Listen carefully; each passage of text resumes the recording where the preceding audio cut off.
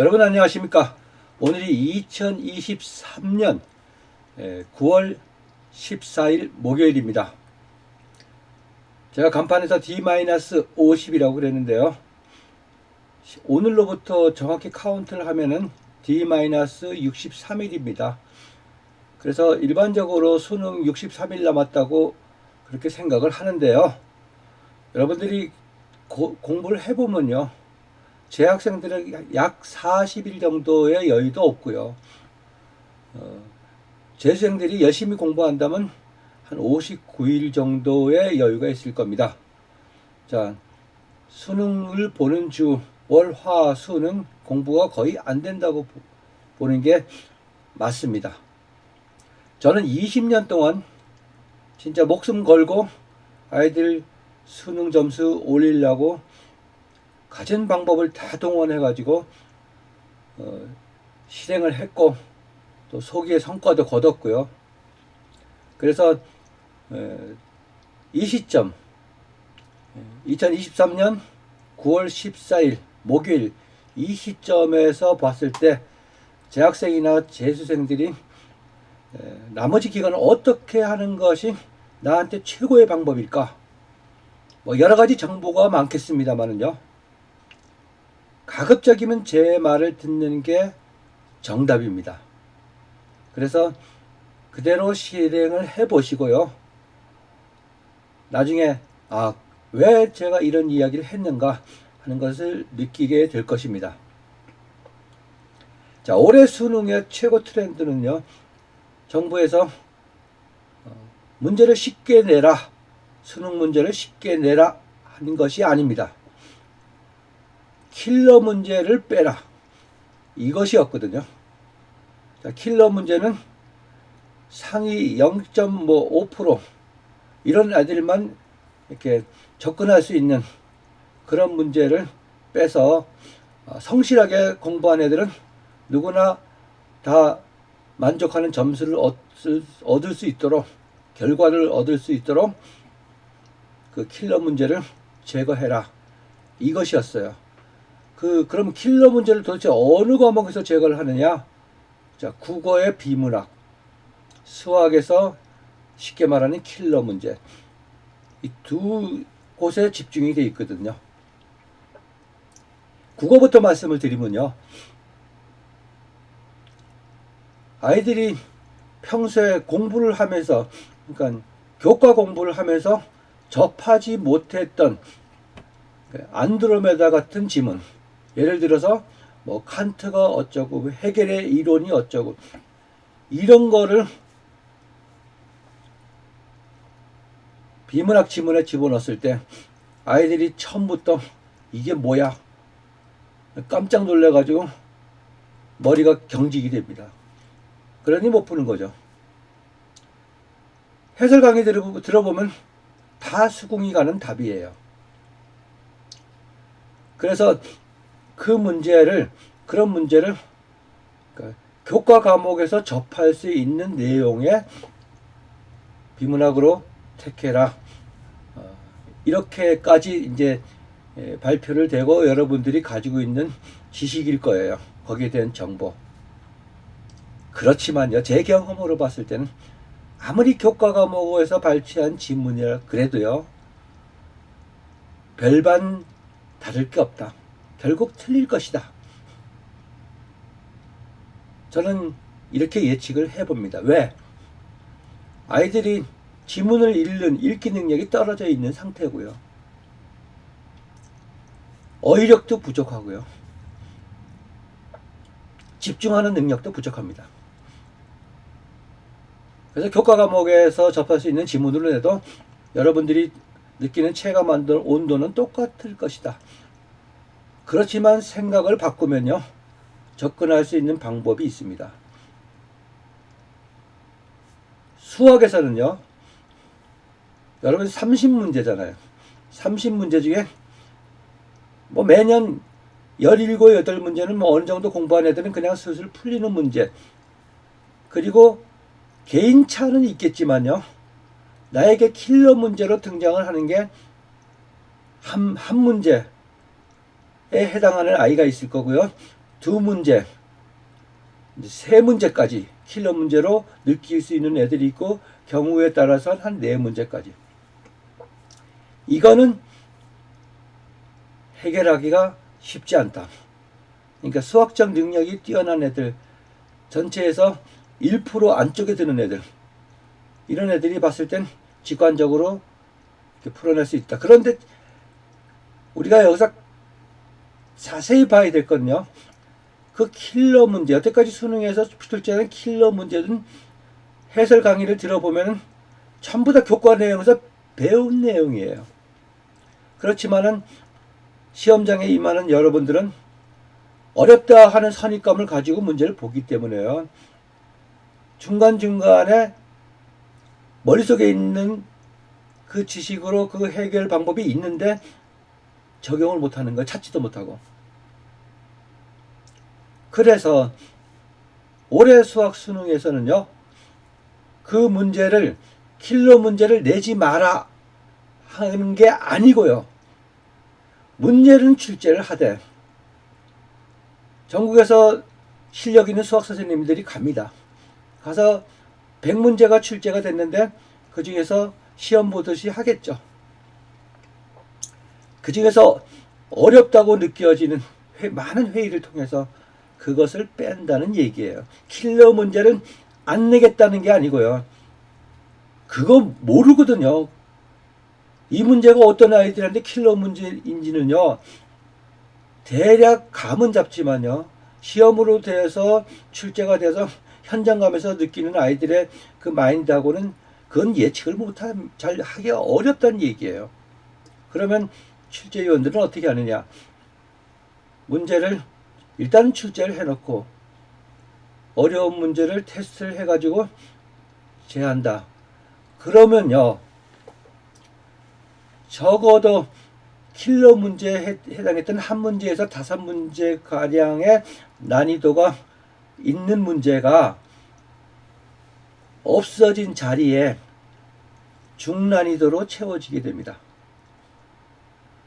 그랬을 때요, 이렇게 됐다고 해가지고 아싸라비아 나는 만점 나오리라고 그렇게 생각은 하지 마세요. 자, 우리가 하는 수학은 입시 수학이지 경시 수학이 아닙니다. 이게 무슨 말인가 하면요, 정해진 시간 내에 이 문제를 다 풀어야 돼요. 그럼 1번부터 18번까지 주는 문제는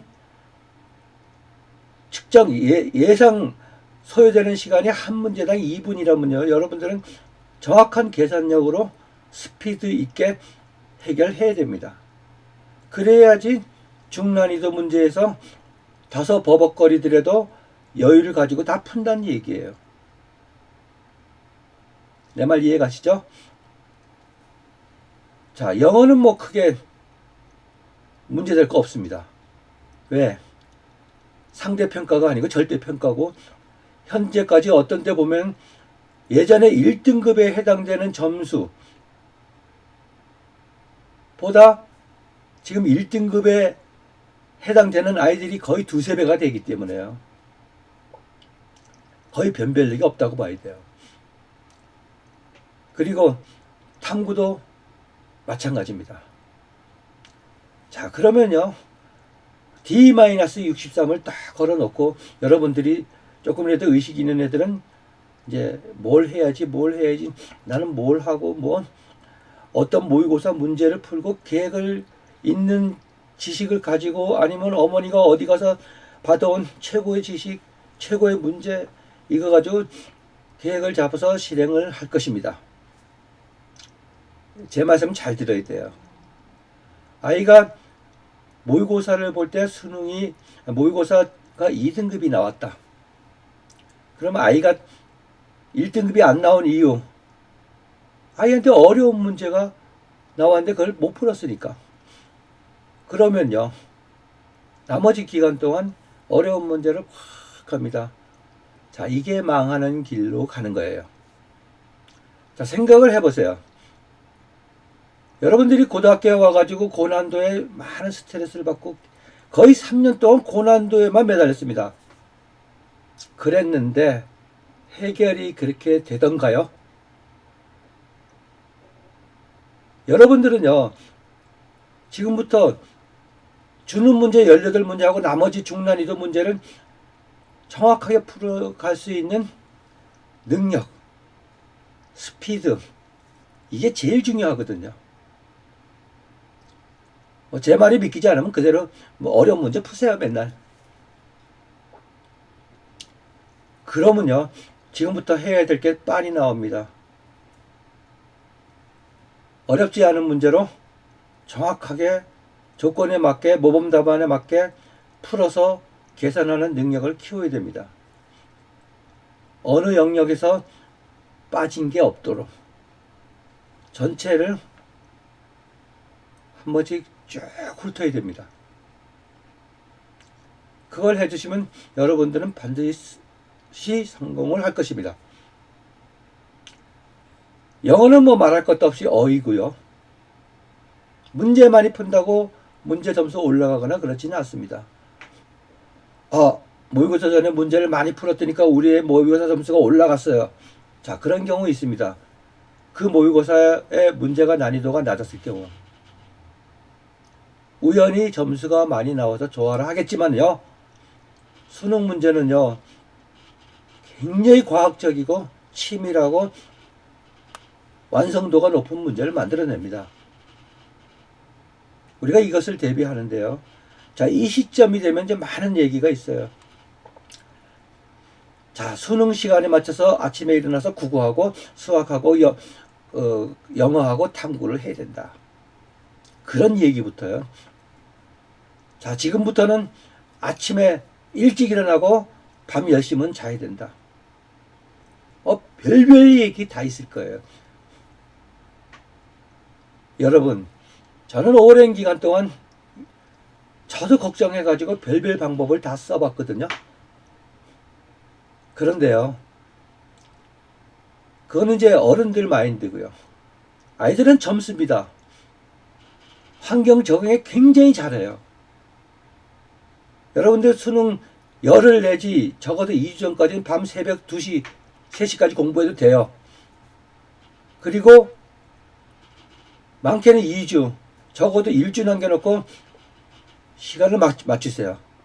오전에 일찍 일어나고 밤에 자는 거. 제일 중요한 거는 그때가 돼서 문제풀이는 낮에 해야 됩니다. 그리고 밤에는 정리하고. 잘 기억해 두세요. 시험 2주 남겨놓고는 문제풀이는 낮에, 밤에는 낮에 풀이하는 걸 가지고 검토를 하면서 내가 빠졌던 부분, 이론적으로 빠졌던 부분 복습을 들어가야 됩니다. 그래야 성공을 하거든요.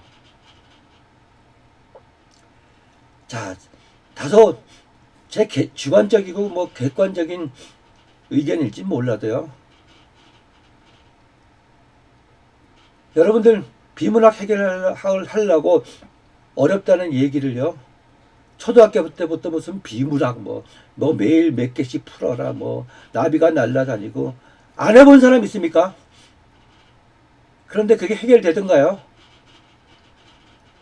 초등학교나 중학교 때부터 제가 하라는 대로 해온 애들은 비문학 문제 어렵지 않습니다. 그냥 다 풉니다.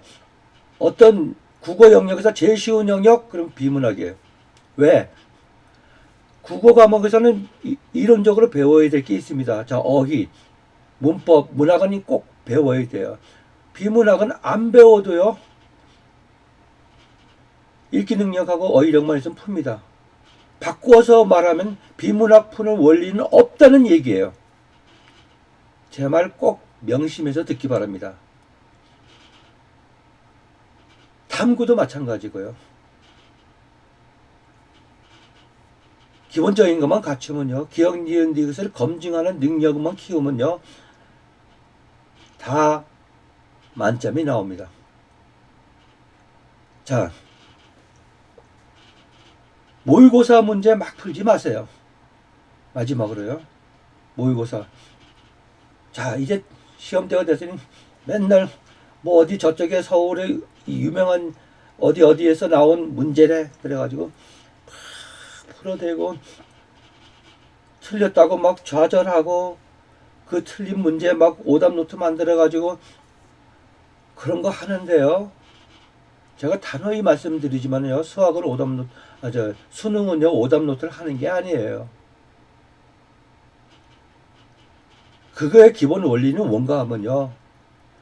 자기가 태어나서 수능 준비한다고 풀었던 그 숱한 문제, 절대로 수능에서 안 나옵니다.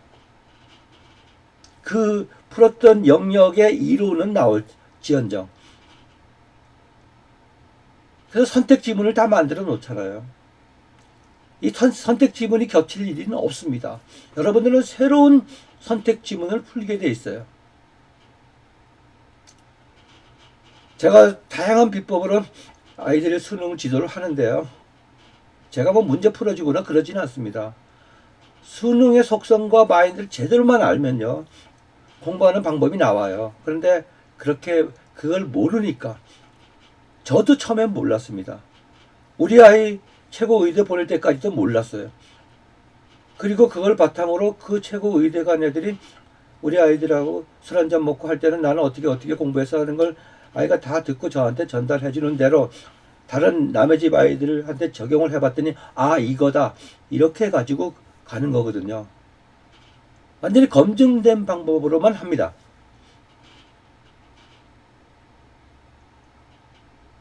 여러분들요, 재학생들은 참 안 됐지만요, 또 기말고사도 있잖아요. 그리고 재학생들은 시간이 학교에서도 그렇게 뭐 효과적인 공부를 못 할 거예요. 시간을 많이 줘도요. 분위기 자체가 그렇게 산만해가지고요, 집중적인 건 못 합니다. 많은 애들이 오늘 날짜 기준으로 해가지고 이제 10월 연휴가 있어 추석이 막 끼었네 이때 참 뭐 해야지 하고 정작 지금 공부를 해야 될 시기에 그거 계획 잡고 앉았어요. 그렇지만요 100명 중에 99명은요 지가 계획대로 추석 때 연휴 때 못합니다. 보세요 제 말이 틀리나. 지금 못하는 애들은 연휴 때도 못해요. 여러분들이 수능 일주를 남겨놓고 열심히 공부하는 아이들이라면 이런 생각을 할 거예요. 한 달만 더 있었으면 완벽하게 준비해서 수능장으로 갈 텐데. 자, 그렇게 느끼는 아이들은 재학생뿐만 아니라 재수생이에요.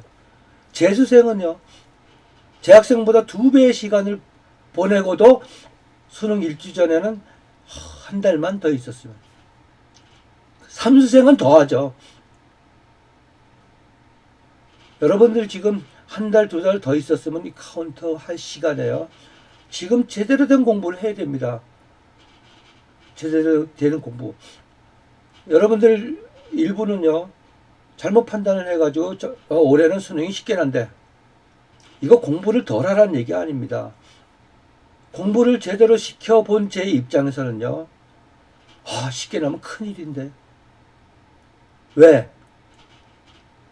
상대방하고 평가를 해야 되는데요. 쉬운 문제를 틀려버리면 안 되잖아요. 다 맞춰야 되는데 부담이 확 들거든요. 그런데 그게 제대로 되느냐. 그렇게 멘탈이 강한 애들이냐. 그래서 지금 초등반, 중등반에서 여러분 어머니들한테 아이들한테 멘탈이 강하게 이렇게 해주세요 하고 착착 밟아 오라고 제가 그 커리큘럼을 제공하고 또 의견도 나누고 이러고 있는데요.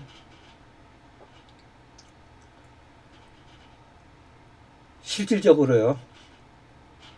자, 50일이 남았으면요. 여러분들이 제대로만 공부를 하면요. 수능 전체를 제대로 보듬어서 최고의 점수가 나옵니다. 옛날에는 수능 대박이라는 게 있었는데 요즘은 수능 대박이란 말도 쏙 들어갔어요. 왜? 아는 문제를 너무 많이 틀리니까. 그러니까 아는 문제보다도 풀 수 있는 문제를 너무 많이 틀리니까. 지금부터는요. 또 올해 수능을 포기한 애들은 내년에 재수해서 진짜 의대 갈 거야 하는 애들 굉장히 많을 거예요. 가나 보세요. 제가 악담하는 게 아니고요. 그리고 공부는 안 하고 지금부터 친구들, 야, 같이 재수할래? 너 어디로 갈래? 나 이렇게 계획 짜. 이렇게 해가지고 12월 달까지 갑니다. 그리고 1, 2월 달에도 정신 못 차려요. 재학생보다 더 불리한 조건을 스스로 만듭니다. 자기가 재수를 하고 싶고 삼수를 하고 싶으면요. 지금 나머지 50일 동안 있는 힘을 다하는 능력을 기르기 전에는요. 재수를 하건 삼수를 하건 똑같습니다. 시간 낭비하고 인생 낭비하는 거예요. 여러분 재수를 하건 삼수를 하건요. 지금 나머지 51일 동안 최선을 다하세요. 열을 남겨놓고는 새벽 2시, 4시까지라도 하세요. 그리고 컨디션 조절은 그때 해도 됩니다. 왜? 젊은 애들이기 때문에요. 금방 극복이 됩니다. 미리미리 하다가 지칩니다. 날씨는 자꾸 환절기 접어들죠. 평소 안 하던 새벽에 일어나가지고 찬바람 맞고 다니다 보면 감기 들거나 코로나 걸려요. 늘 하던 대로 해주세요. 제가 수능 2주 남겨놓고 마지막 터치를 하는 영상을 올려드릴 거예요. 그대로 해보세요. 그러기 위해선 지금 이 시간 한순간을 하루살이들처럼 우리에겐 내일은 없다. 제가 뭐 하루살이라니까 부정적인 의미로 얘기하는 건 아닙니다. 하루살이가 하루 동안 사니까 그 안에 얼마나 하고 싶은 게 많을 거예요. 쪼개고 또 쪼갭니다. 그래서 그걸 다 씁니다. 여러분들 시간이 중요한 거, 시간이 얼마나 중요하다는 걸 늘상 자기 몸 살아있는 한 시간을 소비하고 있기 때문에 못 느끼는데요. 만약 교도소에 있는 무기수한테 50일의 시간을 준다. 이러면요. 나 진짜 50일 동안 사법고시 패스할 거야. 3일의 시간 준다 그러면요. 계획을 만나봐야 될 사람만 먹고 싶은 거, 하고 싶은 거 다 쪼개가지고 결국은 지가 하고 싶은 거 다 집어넣습니다. 여러분들이 일반인들이 쓰는 시간보다 1000배, 1000배는 효율적으로 쓸 것입니다. 여러분들은 지금부터 그런 마인드가 필요해요. 그러면 반드시 성공합니다. 제가 늘 하는 얘기, 이 시기 되면, 야, 3년 동안 안 된 거 지금 50일 동안 되겠어? 지금 봐야 될 과목이 몇 과목인데, 5과목을 본다고 치고, 한 과목당 열흘씩 해가지고 만점 나오겠어?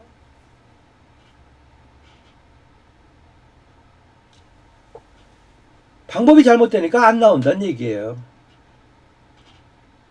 항상 출제자들의 생각과 마인드에 맞춰서 난이도에 맞춰서 공부를 하면은요, 여러분들이 수능 때까지 100권의 문제지를 풀어도 될까 말까 한 거를 딱 10권의 문제지로도 가능하다. 이런 순간이거든요. 100권을 1년 동안 풀 거를 10권만 50일 동안 제대로 풀면요, 여러분들은 성공합니다. 마지막으로 한 말씀 더 드리면요, 여러분들이 열심히 지금부터 해가지고 수능장에 가면 여태까지 못 배운 교과 내용이 있어서 못 푸는 문제는 절대로 없다. 해설 강의 한번 들어봐라. 머릿속에 떠오르지 못해서 못 푸는 거죠. 그러면 어떻게 하냐? 뭐 경험이 적어요? 문제 푼 경험이? 천만에요. 공부에 나머지 정리에 올인을 하라. 그리고요, 마지막으로 말씀을 드리면요, 이제 각종 사이트에서 모의고사가 쏟아져 나올 것입니다. 제가 모의고사 출제자라면요, 많이 팔아야 되잖아요. 그죠? 그래야지 지필한 수고비라도 나오잖아요. 그럼 어떻게 해야 많이 팔릴까요? 내가 문제를 출제를 하는데 다 해놓고 여러분들한테 드렸을 때 어떤 놈이 풀어보고는, 야, 이거 뭐야? 나 100점이야. 이런 문제를 만들 것 같으면 이거 안 팔리겠죠. 그죠? 그러면 어때? 어우, 저 잘 키우자 선생님이 만든 국어 시험 요즘 애들 말로 졸라 어려워. 야, 풀고 나서 해설 강의 들어보니까 이제 붕 쪄. 뭔가 되는 것 같아. 나 이렇게 어려운 문제도 딱 들어보니까 한 큐에 해결이 돼. 이런 문제로 많이 채워버리면요, 베스트셀러가 되겠죠. 옛날에 센수학이 유명해진 건 어려워서 유명해졌습니다. 제가 왜 이런 얘기하는지 눈치채셨을 거예요. 제가 뭐, 그, 이때 시험 때 나오는 뭐 모의고사는 뭐 쓰야 뭐 이렇게 얘기는 할 수는 없잖아요. 그렇지만 요즘 애들한테 예전에는 제가 끝으로 갈수록 모의고사 문제 8절 이런 거 풀지 말라고 그랬는데 올해는 좀 풀어야 될 이유가 있어요. 평가원에서 난이도 조절해서 많이 실패하는 영역이 생길 거예요. 왜? 조금 이렇게 내가지고 야 이거 애들 못 맞추면 어떻게 하는 선입감이 있기 때문에요. 조금씩만 틀었다 보면은 아주 지역적인 문제로 둔갑을 할 필요가 있습니다.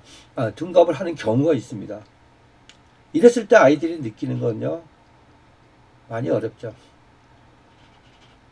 그래서 시험 문제를, 자, 국어 타고 뭐 비문학은 어디 있고, 내가 제일 어려워해. 그 다음에 뭐, 문법은 어디 있고, 문학은 어디 있고, 뭐 이런데요. 요즘 애들은 자기 때는 공부했다고 쳤는데, 문학 문제 풀다가, 왜 이렇게 어려워? 이거 풀어야지. 막, 시간 감각이 없습니다. 그러다 보면 뒤에 비문학 시간 놓쳐서 못 풀고. 수학 문제 풀다가 한 문제 막히면은, 이게 쉬운 문제 같은데 내가 왜 막혀? 막, 이러다 보면 뒤에 문제 다 놓치고. 영어 하니까 뭐, 어떤 위대한 분이 그런 얘기 했는지 모르지만요. 듣기 시간에 뒤에 빈칸 완성 문제를 봐라, 뭐 장문 독해를 봐라 하다 보면 영어 듣기에서 와장창 나가버리고요. 탐구는 평소에 내가 1분, 2분에 1분 30초당 한 문제씩 풀어야 되는데 문제 뭐 3분에 어려운 문제 풀면 쉬운 문제 풀 때 더 빨리 풀겠지 하고 뭐 이런 것들이 있어요. 그러면은 아이가 시험장에 가서 그런 당황하고 잘못 가고 잘못 운영을 하는 걸 방지하려면요, 시중 모의고사 가지고 연습을 하대요.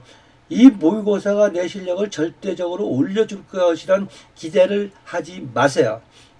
정해진 시간 내에 아이가 내가 풀려 어려우면 빨리 제끼고 다음 문제, 또 제끼고 다음 문제, 일단 풀 수 있는 문제 다 풀고 그 다음에 어려운 문제, 두 번째로 어려운 문제, 이렇게 운영하는 용도로 쓴다면 성공해요. 여러분들 생각을 해보죠. 대학 교수들이 전국에서 뭐 출제진이 전부 다 채점 요원까지 300명이 2달 동안 합숙해가지고 문제 만들어도 난이도 조절에 실패하니 많이 이런 소리가 막 나오고 난리가 나는데요. 일반 그 모의고사 기본적으로 9월 모의고사, 6월 모의고사를 흉내 내겠죠. 여러분들이 그 문제를 풀되 맞았고 틀렸고에 절대로 심적인 변화가 없어라. 별로 염두에는 두지 말아라. 그렇지만 최선을 다해서 풀고 전체적으로 운영하는 방법을 배우면 여러분들은 성공합니다. 이해 가시죠? 옛날 생각이 나서 그래요. 이것도 지금도 마찬가지지만 제가 수능을 잘 모를 때는요, 이때 되면 어디 EBS에서 8절 막 옵니다. 아이한테 풀려봐요. 왜 틀렸니? 승질 내고 이거 쉬운데 답 보면 모르냐? 막 보통 1회에서부터 6회인데요. 1회는 그래도 나아요. 그리고 6회는 조금 덜하고요. 가운데 것들은요, 엉망이었어요, 진짜. 그래서 막 한번 보고 이번에 다 맞았다고 헬렐레 하고 다음 봤더니까 막 10개씩 틀리고 막 그때는 60문제였으니까요. 시험 앞두고요. 그런 심리적인 변동이 있으면 안 돼요. 꾸준히 이거 나는 충분히 풀 수 있는 문제야. 차분하게 접근하는 연습용으로 모의고사를 써라. 여러분들 모의고사 봤다고 해서 수능 점수가 달라지지 않습니다. 제가 이건 장담을 하거든요. 제 말이 믿기지 않으면요. 모의고사 문제집 비싼 거 막 갖다 재놓고요. 뽑아가지고요. 맨날 좌절하고요. 땅을 치고 해결 방법 찾고 이러세요. 50일 동안 여러분들이 크게 변하고 얻는 게 있다면 당당하고 느긋하게 그러나 집중해서 시험을 볼 수 있는 그런 전체적인 마인드 제일 중요하니까요. 여러분들 제가 하는 말 명심해가지고요. 나머지 50일 동안 수능 진짜 대박 나는 공부를 해주시기 바랍니다. 대단히 감사합니다.